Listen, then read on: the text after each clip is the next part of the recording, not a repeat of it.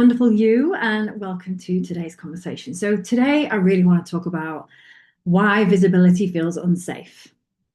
And the thing that I think is most untalked about, and what I hear a lot of in the online space about visibility and the advice that we get about visibility is show up more, be consistent, time block some time out in your calendar to batch create your content, just do it.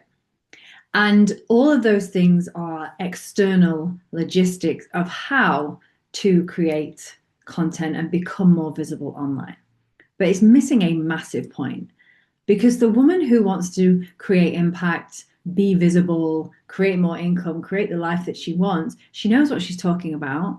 She has the expertise. She is quite capable of time blocking her time out.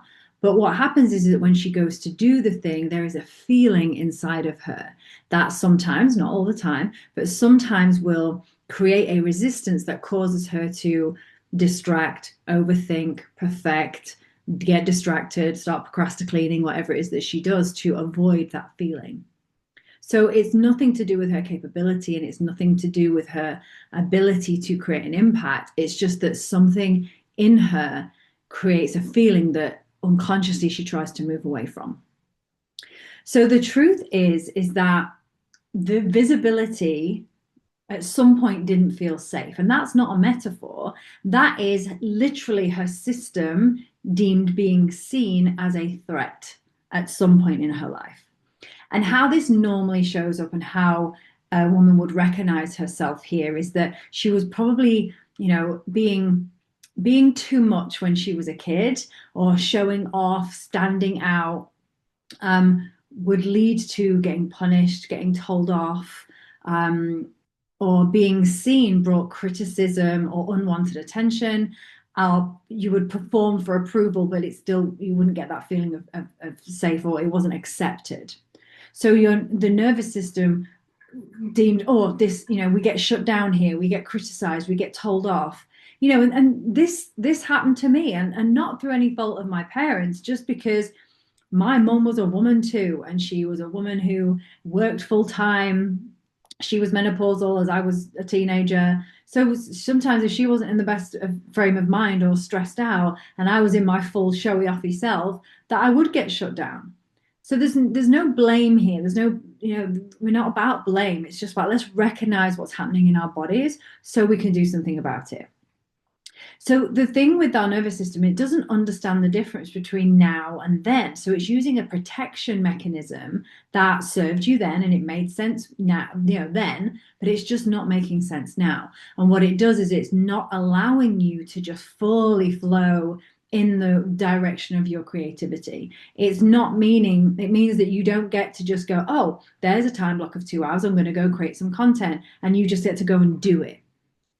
When I talk about freedom, I think most people just want freedom from themselves. That's the bottom line. We talk about financial freedom, we talk about time freedom, but actually, the thing that we want and the thing that actually creates the freedom to make a big impact, the freedom to be fully visible and fully seen, and therefore the freedom to create the financial income that we want in order to create the freedom that we think we want, is the freedom first to be ourselves, to be able to be free from the internal walls and the internal or the feelings that just stop us from being able to flow fully into our creativity and show up as our full selves. So the way this can show up in business is, and why lots of smart, capable, transformational women stay very small online, is because it's not because they don't believe their work is impactful or they don't believe they'll do a good job. It's because their body is quietly making sure that they don't get too seen, don't get too visible. And that sabotage, as we call it, looks like overthinking captions, waiting for the right time, waiting till it's perfect, posting and then immediately wanting to delete it, or editing it within an inch of its life before you post it, and then that feeling of dread when it goes out there, and like then constantly checking the likes, the comments, is anyone disagreeing with me? And I'm being extreme here because I want to talk about it in its extreme, the way it shows up in its extremities. But essentially, some of us and a lot of us will be having a dose of something like that. There will be something that you do that gets in the way of the free flow of here's what I want to say, here's how I want to say it, and I'm going to put it out there. And you know, everything that I do is through lived experience. So I know that feeling like I know. So I'm not talking here that it's something that I have completely mastered. What I have witnessed and what I understand, and the whole basis of my work is that you will meet your edges, and those edges can be very, very confined when you start on your journey. And the work that I do in the house extends the boundary of that edge. So you all become freer and freer and freer at every new level. Because at every new level, you're going to meet new edges. And so, for example, when you start your journey, visibility might, terrifying visibility might feel like going live on social media. That then becomes completely normal to you and completely okay. And then you get asked to speak on a stage, there's a new edge. And then you go speak on that stage and there's maybe 50 or 100 people and you really enjoy it and it feels good. And your body goes, oh, I didn't die. That was really good. And I want to do a bigger room. And then you're asked to speak in front of 2,000, 3,000 people. There's that new edge. And so everything that I do, my edge framework is about being able, having a system to be able to work that edge every time that it comes up, because we have to get good at meeting those edges. So the cost of this for women who are wanting to be more visible online is that we can not be as visible as we would like to be, or that we would, that's going to create the kind of visibility that we want. Therefore, the women that really need what we do can't find us. And then the story that you tell yourself is, this isn't good enough. It's not impactful enough. My messaging's wrong. My branding's wrong. I need to update my website. And you start messing around with all the stuff that is immediate and external to you, trying to fix the problem, instead of looking in the mirror and going, actually, it's me. If I was out there everywhere, speaking and everywhere, and just putting myself out there with the complete freedom, then more people would find me. More people would find the work that need it. And then the evidence starts to build. But when you aren't free to be fully visible, you don't get the new evidence. All you're getting is evidence to confirm the fear that and the thoughts that are keeping you small, because we're just gaining the same evidence over and over again, looking at the 3D reality and going, well, here's the reason why, here's the reason why, here's the reason why. When this is about expansion into your full visibility and being comfortable, at new levels and repeatedly moving in those directions to gain and to, improve and expand the visibility, that's an internal job, 100% an internal job. So the bottom line here is that confidence isn't the problem. Everyone thinks, or at some point will have said, I just wish I was more confident. I just wish I was more confident to walk into that room, to press play on the live, to, reach out to the person, whatever it is. So confidence coaching doesn't really touch this, because this isn't about what you're doing externally. This is about the identity of somebody who, the comparison is somebody who is whose identity is happy staying small and that feels comfortable staying small. That the identity is running the show. Because you can want massive visibility, you can want to be everywhere, and in your mind you can see yourself on stages speaking in front of loads of people, making the impact that you want to make, and it's such a beautiful vision, and you go, well, I really, really want that. But the version of you inside you that is calling the shots 95% of the time, she's really happy staying small. So often I talk about this, the difference between, desire and energetic intention can be off. So your desire is to speak on stages. You can see it in your head and you can see yourself doing. You've got a little Britney microphone on. You look amazing. You've got your outfit on. You're speaking confidently, walking around, captivating the audience. That's great in here. And it exists in here. And it feels safe in here. But actually bring that into reality. See yourself walking out on that stage and feeling that part of yourself go. So that part of you is doing her job bloody brilliantly. And so the work isn't to bulldoze her, it's not to get rid of her, it's just to understand what she's protecting and to offer her something better.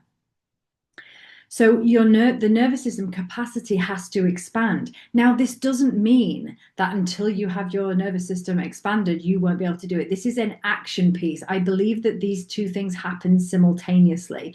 We have to be brave. We have to bring up some courage to take the steps in the direction of the thing. And then at the same time, we're collecting evidence that this feels okay. We're constantly checking because our nervous system is going to freak out. So we're going to be putting ourselves in new rooms, or we're going to be saying something that, and we're going to be posting it without over editing it. That's going to take some in the moment courage. It's not that we have to do the work first and then we get to do the thing. We have to do the thing while doing the work. It is a consistent co-creation between us deciding what we want, making sure that that's clear and that's true, and then moving with courage and bravery in the direction of that whilst doing the work on our system to expand it, making it safe in the moment as we move. It happens at the same time. So this is not another excuse to go, oh, okay, well, now I need to go off and do loads of nervous system expansion work before I can take the action. No, that's not what we're about, especially not in the house. We're about moving as we do the work.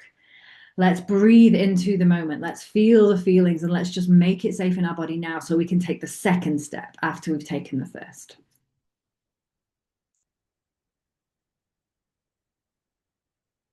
And the reason we do that is because we need to teach the body that this is no longer a threat.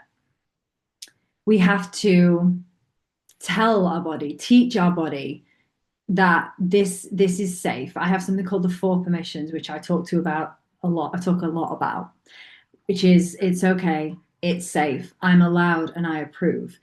While moving your body, while feeling the feels. So it's a somatic shift. It's a body thing. It's not a mindset shift. It's not something you can think your way into. This is about mind and body coherence. The mind is saying, yes, I can do this. Yes, I should be here. I'm valid to be here.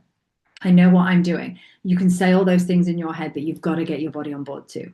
So imagine what it would feel like to have an idea, write it, and post it, and just let it land without having to read it a million times, without have to over edit it, without have to post it and then immediately go and check the comments. Imagine the freedom of that, because I don't think this is talked about enough. I think there is hours and hours and hours wasted of women who just are in the no woman's land between shall I post, is this okay to say, and all the overthinking is exhausting. Imagine just having a free flowing channel of creativity, idea, that wants to be made out into the world and just letting it land on repeat. And really, that's what we're doing. We are looking at creating a flow of least resistance, a path of least resistance between what we want to say and where we want to be, and just letting that flow out. And it's a learnable skill. This is not something that requires loads of confidence. This is not something that is just like, oh, I've got to be this way. This is just, let me teach myself how to do this. Let me teach myself how to be in the moment, recognize what is actually going on.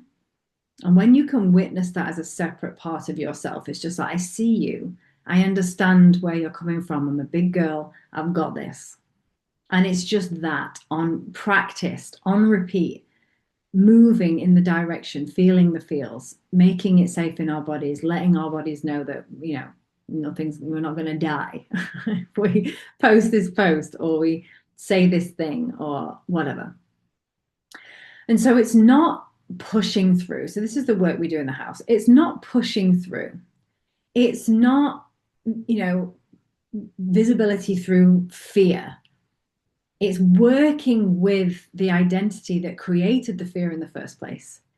It's bringing her forward, giving her what she needs, understanding where she comes from, seeing that it's not you. It is just a part of you that is still stuck in a time where it didn't feel safe to do the thing. Doing the thing while at the same time making it safe. So if any of this resonates, I would absolutely love to share with you what we do in the house.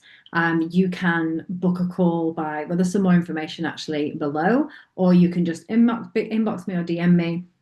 I can send you a very, very short video, more information on the house, what we do in there, what the structure is, how it works, about all the community element, the live events that we're bringing to it. If you want more information, just comment below and I will send you that short video. And then if it feels like something you're like, yeah, this is exactly what I need. I need someone in my corner, a community that can just be there while I walk this path towards the things that I really love and the things that I want to create, then you're welcome.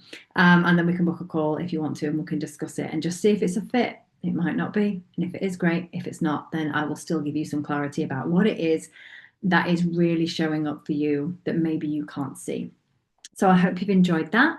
Let me know any questions, anything that's come up from listening to this. Can you recognize yourself in this? Was that you as a kid? Like what was said to you? I'd love to hear that. I'll speak to you very soon.